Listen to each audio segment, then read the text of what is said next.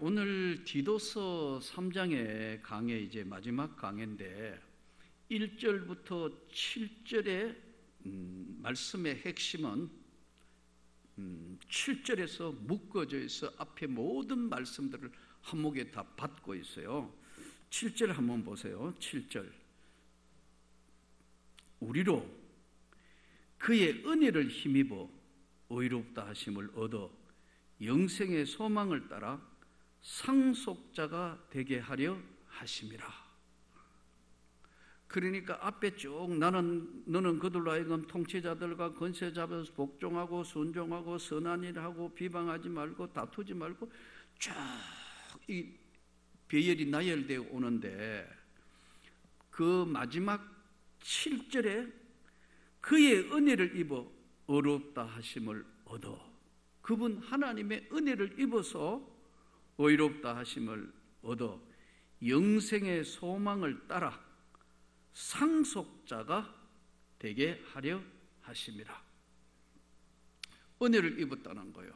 이 은혜는 성경에 보니까 두 가지 은혜입니다. 하나는 일반 은혜고 하나는 특별 은혜입니다. 일반 은혜는 모든 사람들에게 똑같이 주는 은혜예요. 그러나 모든 사람들에게 똑같이 주시는 은혜가 일반 은혜, 자연의 은혜예요. 일반 은혜고, 특별 은혜는 구원의 은혜예요. 이 수많은 사람들 중에서 하나님이 우리를 선택하여 구원을 받게 하신 거예요. 저는 은혜를 입어 목회를 하면서 긴 시간, 사실 이거 한 교회에 33년을 했다는 것은 여러분, 이는 참으로 긴 세월 동안 목회를 했어요. 한 35년 말 36년 차 들었을 때 저는 이제 교단이 정한, 앞으로 뭐 교단이 지금 뭐 정년을 없애느니 연장하느니, 그런데 사실 전 별 그런 데 관심이 없어요. 하나님이 하라 하시면 하는 것이고 하나님의 뜻대로 하는 것이다. 시작도 하나님의 은혜로 했고 마침도 하나님의 은혜로 할 것이다. 난 그게 일관된 변함이 없어요. 자, 그런데 이 지금 일반 은혜와 특별 은혜, 구원의 은혜인데, 이 은혜는 시간이 지나가면서 가면 갈수록 아무리 생각해봐도 장로교 예정설이 맞는 것 같아요. 그전에는 뭐 어떤 사람이 왜 어떤 사람은 하나님이 선택하고 어떤 사람은 하나님이 선택 안 하느냐, 그런 하나님 뭐 어떻고 막 불평하고 하는데, 어떨 때 젊은 날은 맞아, 왜 하나님 어떤 사람은 구원하시고 어떤 사람은 구원을 안 하시고 그러냐, 그런 생각을 할 때도 있더라고요. 이야기를 객관적으로. 그런데 시간이 계속 지나가면서 이제 이 나이에 정말 돌아보는 쯤에 내 삶과 목회 현장을 돌아보니까 구원은 하나님 그분의 선택이다. 장로교의 예정설이, 칼빈의 예정설이 위대한 것이라는 것을 가면 갈수록 느끼는 거예요. 오늘 이제 친구들이 모였으니까 뭐 옛날 이야기하고 이렇게, 우리 최상렬 목사가 그러더라고. 너 총신신대원에 87년에 시험 치러 올라왔는데 뭐 시험 가면 이렇게 뭐 치는 것도 모르고 올라와가 자기가 이래 보니까 걱정되니까 자기가 이 시험 요강하고 대충 그걸 봤대요. 근데 시험 치러 온, 막상 시험 치러 온 나는, 우리 최상균 목사는 경북대학 법대 정예과를 나왔어요. 경대 법대를 나왔다고. 그리고 똑똑한 친구예요. 내가 우리 고등학교 때는 걔가 전국의 1등 공부를, 그 후기 우리 전체 거기에는 똑똑한 친구예요. 집이 엄청 어려우니까 뭐 하여튼 뭐 그 말할 수 없는 가난한, 집이 주거가 일정치 않고 그렇게 살았던 친구니까.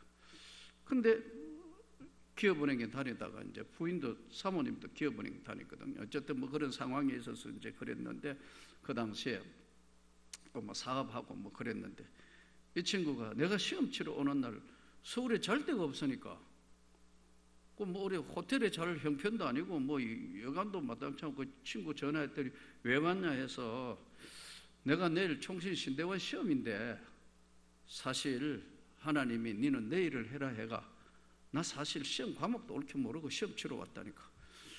얘가 걱정돼가 이제 알아본 거예요. 뭐 치는가 이렇게 알아서 이제 뭐 1교시 뭐 치고 하는데 그거는 아니야 하더라고. 글쎄 가가 쳐보면 되겠지. 이게 우리가 시험 칠 때 거의 3대 1이었어요. 2.8대 1인가 뭐 하여튼 거의 3대 1이었다고.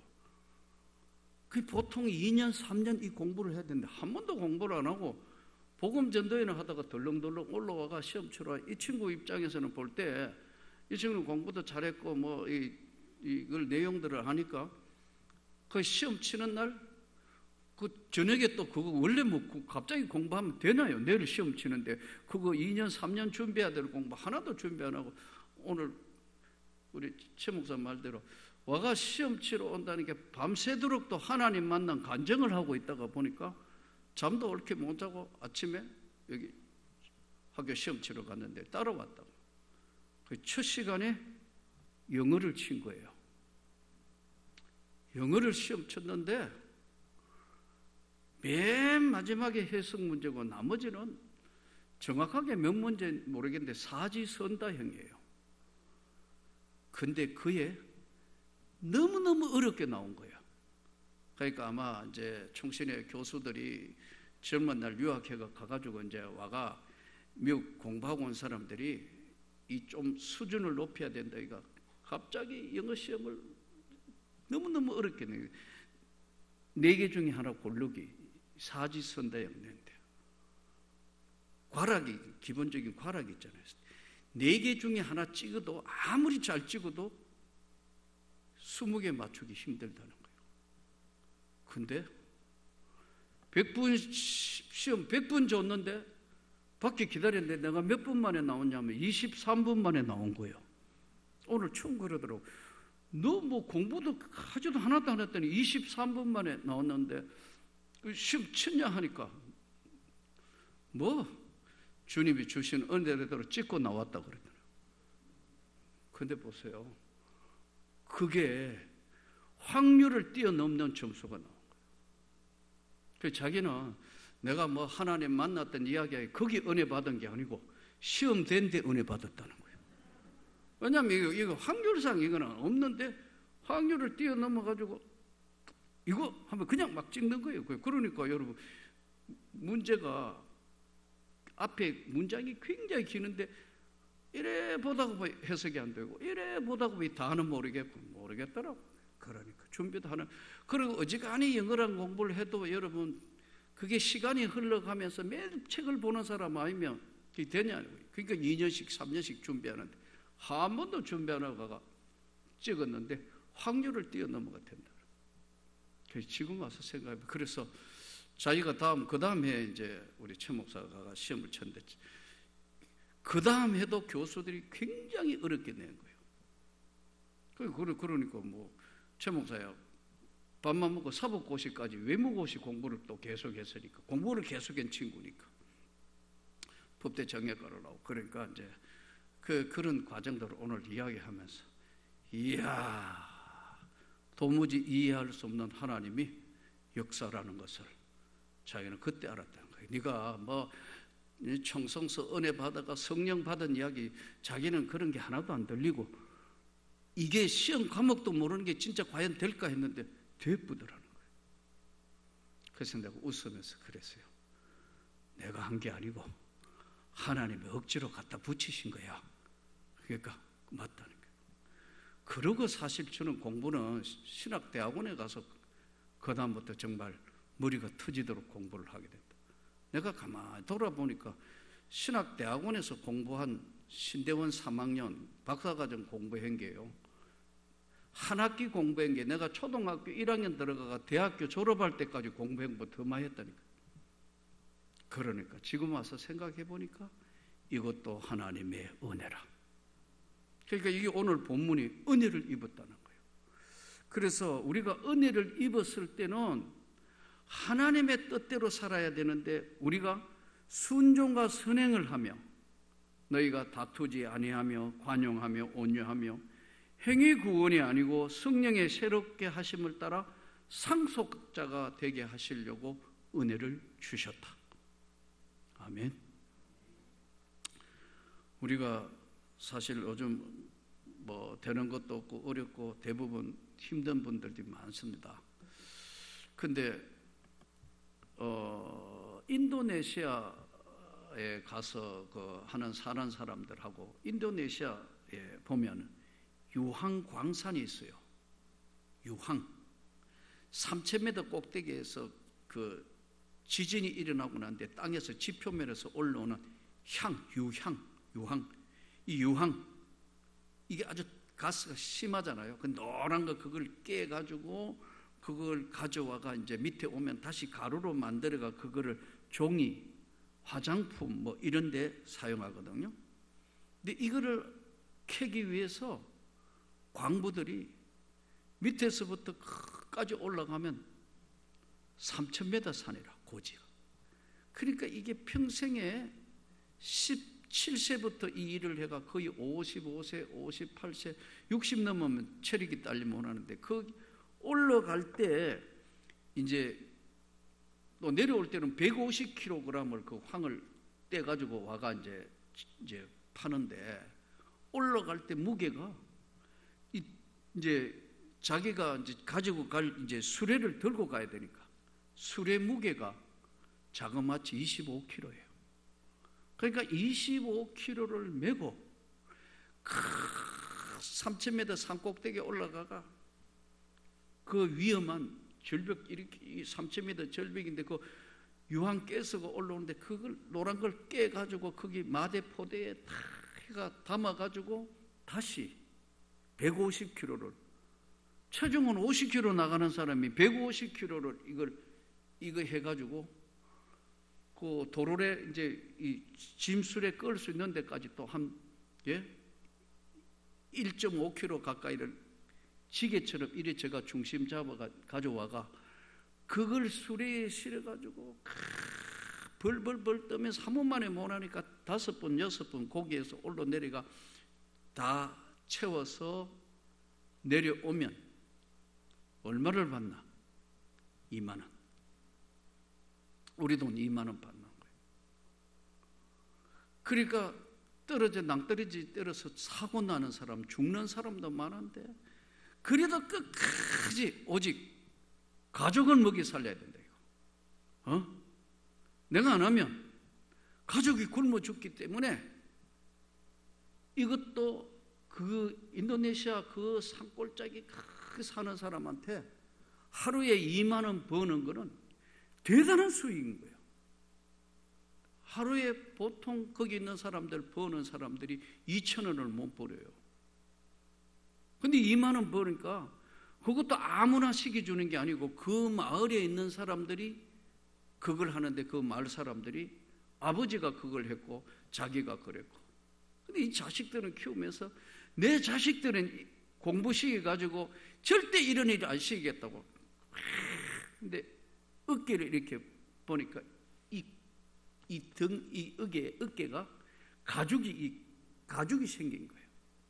먹이 살리려고, 가족 먹이 살리려고. 저는 그걸 다 보면서 그러면 건강이 이 사람들 건강이 유황을 계속 마시는 건강이 뭐 좋으냐? 치명적이에요. 그러니까 특히 이제 이게 유황가스가 올라오면 이 이빨을 빨리 상하게 한다네요. 이 치아를. 이 치아가 거의 없어요. 그래도 가족 먹이 살리려고 2,000원 버는 것보다는 10배 아니에요. 3,000m 제가 보니까 야 올라가기도 힘들겠는데 그 길을 25km 메고 가가 150km를 그야말로 목숨을 걸고 끌고 내려오고 하는데 그게 이 사람들의 일인 거예요. 저는 그것을 보면서 대한민국에 태어난 게 하나님의 은혜다. 그들은 그 일 안 하면 아무것도 없어 굶어 죽을 판이니까 가족을 위해서는 목숨을 걸고 그걸 하는 거예요. 그것도 2,000원 정도 생기는 데서 2만 원 생기는 정도니까 이거 서로 하려는데 그 마을 사람 아니면 안 여주는 거예요. 우리가 오늘 또 이 땅에 살면서 우리만 볼 것이 아니고 우리가 선교사들도 내보냈지만 가보면 정말 열악한 지역에 사는 사람들 많지 않습니까? 오늘 너희가 하나님의 은혜를 입은 자라는 거예요. 우리가 하나님의 은혜를 입었으면서도 삶 전체에 감사하지 못하는 것. 너희를 상속자가 되게 하려 하심이라. 상속자.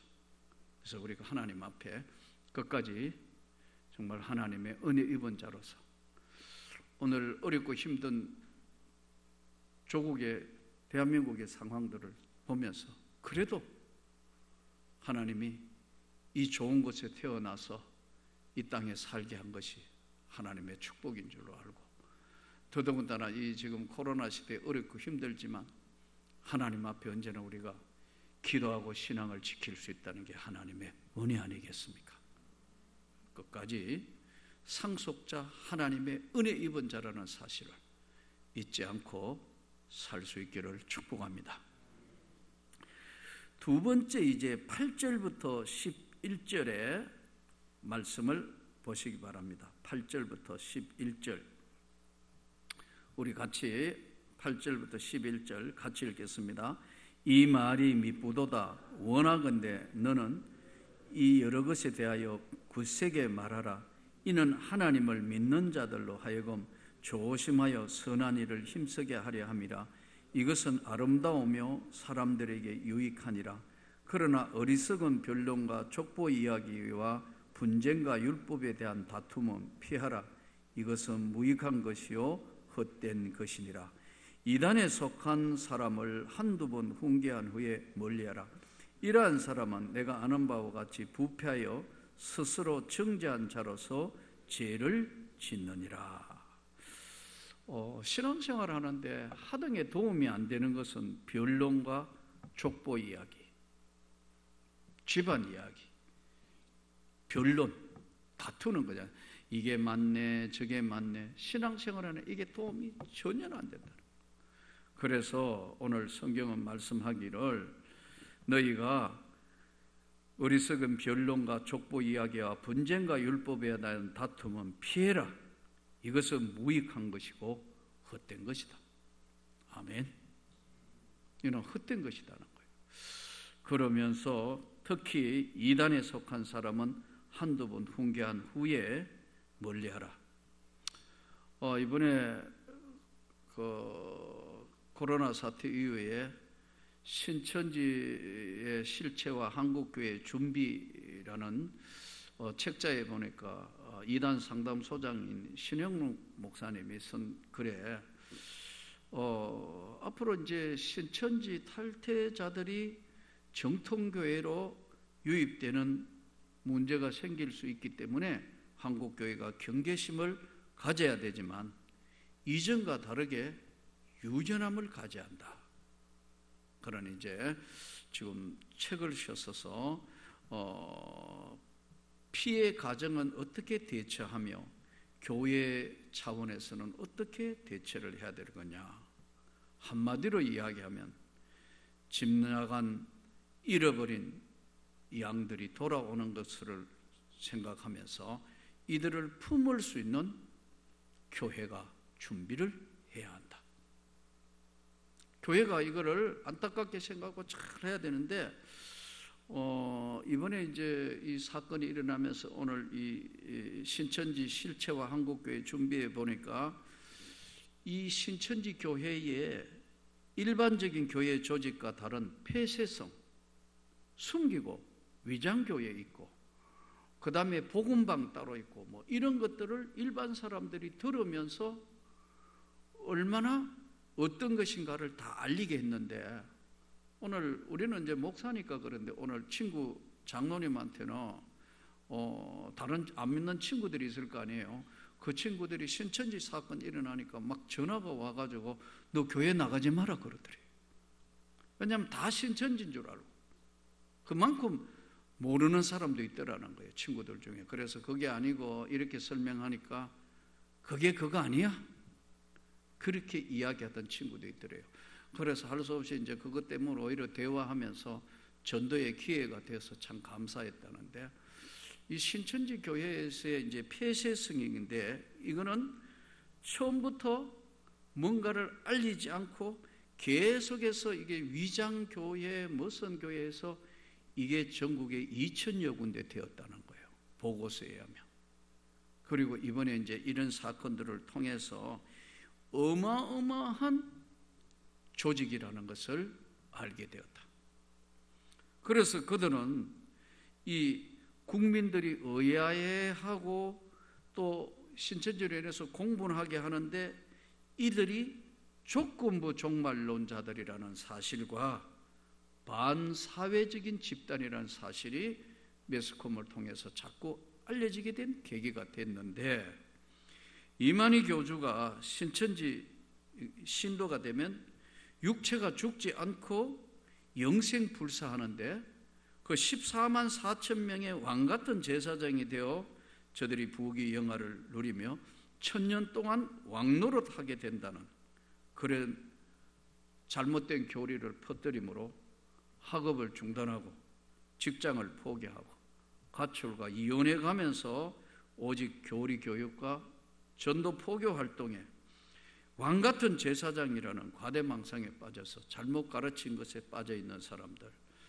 이거를 소위 모락전도를 하는데 이 포교 방식을 이제 세상 사람들도 알게 되었다. 중요한 거는 이제 아마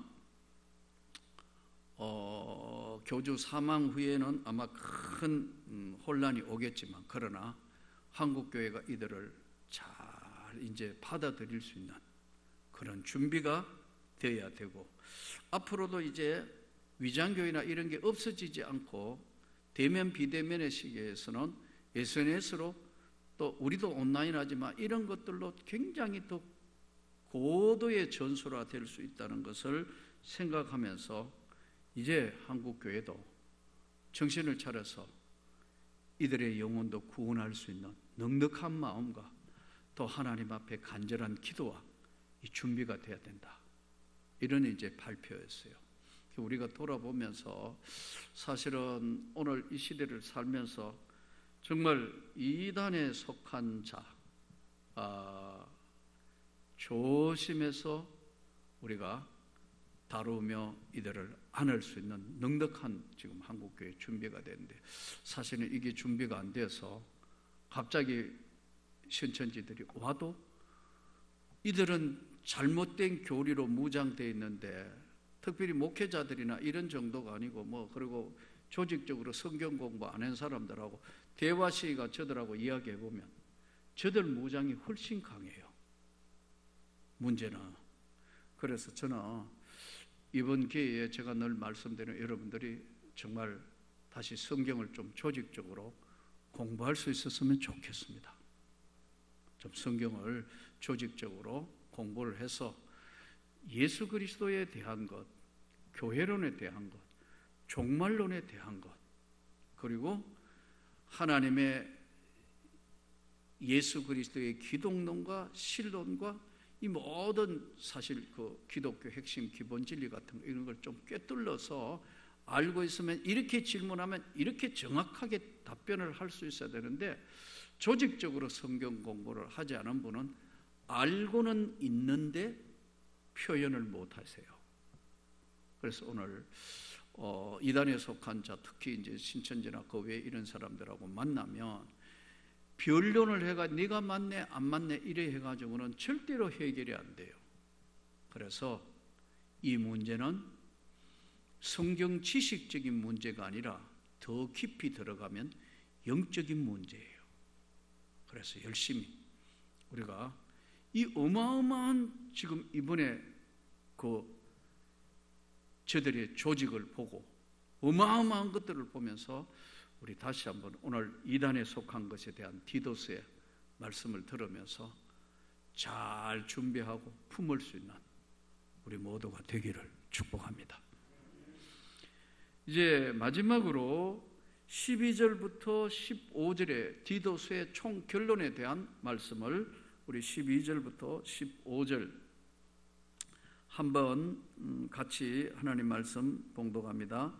내가 아데마나 두기고를 내게 보내리니 그때 내가 급히 네가라볼리로 내게로 오라. 내가 거기서 겨울을 지내기로 작정하였노라. 율법 교사 세나와 및 아볼로를 급히 먼저 보내어 그들로 부족함이 없게 하고 또 우리 사람들도 열매 없는 자가 되지 않게 하기 위하여 필요한 것을 준비하는 좋은 일에 힘쓰기를 배우게 하라. 나와 함께 있는 자가 다 내게 무난하니 믿음 안에서 우리를 사랑하는 자들에게 너도 무난하라. 은혜가 너희 무리에 있을지어다. 디도서의 결론을 이제 오늘 말씀을 하며 너는 좋은 일 하는데 힘쓰고 열심히 배워라. 너가 세상 살면서 믿음과 신앙을 가지고 세상 사는데 좋은 일 하는데 힘쓰라. 아멘. 나쁜 데에 에너지를 쓰거나 나쁜 데 하는데 그런 데 쓰지 말고 너가 세상 살면서 좋은 일 하는데 힘쓰고 너가 기쁘게 배우게 해라. 그러니까 한마디로 이야기해서 좋은 일 하려면 어떤 걸 해야 되나요? 하나님이 기뻐하시는 거예요. 그래서 구체적으로 뭘 해야 되고 그게 아니고 우리가 기도해 보면 하나님이 뭘 하시는 것이 기뻐하시는 것이구나 그걸 깨닫거든요. 그래서 하나님 앞에 정말 기쁨으로 하나님이 기뻐하시는 열매 맺는 삶을 제가 아까도 말씀드렸습니다만 인도네시아 같은 저런 나라에 정말 너무 가난하고 헐벗어서 평생을 그렇게 고생하고 그렇게 살면서 다른 또 종교를 믿잖아요. 우리는 이 좋은 땅에 하나님의 은혜로 태어났고 또 우리가 예수 그리스도를 믿어서 영생의 구원을 받은 하나님의 선택을 입은 자라는 거예요. 그래서 오늘 또 디도서를 마감하면서 너는 좋은 일 하는데 힘쓰라. 그리고 열심히 배우게 그렇게 해라. 오늘 또 이 주님 주시는 귀한 말씀을 잘 간직해서 어렵고 힘든 세상 살면서 이게 모두가 다 아까 내가 잠깐 친구 이야기도 했습니다만 안 되는 시대고 어려운 시대지만 되는 것도 있다. 잘 되는 것도 있다. 24시간 가동해도 모자랄 만큼 하나님이 복을 주시려면 그렇게 하시는 거예요. 그래서 그걸 우리가 믿고 깨닫고 하나님 앞에 멋진 인생이 되도록 선한 일에 힘쓰는 우리 모두가 되기를 주님의 이름으로 축복합니다.